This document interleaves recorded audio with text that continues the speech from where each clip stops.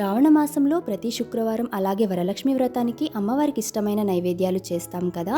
ఇవాళ మీకు అమ్మవారికి ఎంతో ఇష్టమైన చక్కెర పొంగల్ని సింపుల్గా ఎలా చేయాలో రెసిపీ అయితే షేర్ చేస్తాను. ముందుగా ఒక కుక్కర్లో 1/2 కప్పు పెసరపప్పు, 3/4 కప్పు రైస్ రెండు కలిపి 1 కప్ తీసుకొని లో ఫ్లేమ్లో దోరగా వేయించేసుకొని బాగా వాష్ చేసిన తర్వాత ఇందులో 1కి 2 కప్పుల చొప్పున నీళ్లు యాడ్ చేసి మూత పెట్టి మీడియం ఫ్లేమ్లో 3 విజిల్స్ ప్రెషర్ కుక్ చేసుకోవాలి. ఇప్పుడు ఒక ప్యాన్లో 1 కప్ బెల్లం వేసుకొని 1 కప్ వాటర్ యాడ్ చేసి బెల్లం జస్ట్ కరిగితే సరిపోతుంది. ఇందులోకి ఒక యాలకుల్ని దంచి వేసి ఒక 2 మినిట్స్ కుక్ చేసుకోవాలి. ఈ బెల్లం కరిగేలోగా మరొక ప్యాన్లో ఒక 2 టీ స్పూన్ నెయ్యి వేసుకొని ఇందులో క్యాష్యూ కిస్మిస్ వేసి దోరగా వేయించుకోవాలి. కావాలి అంటే పచ్చి కొబ్బరి చిన్న ముక్కలుగా చేసి కూడా వేసుకోవచ్చు.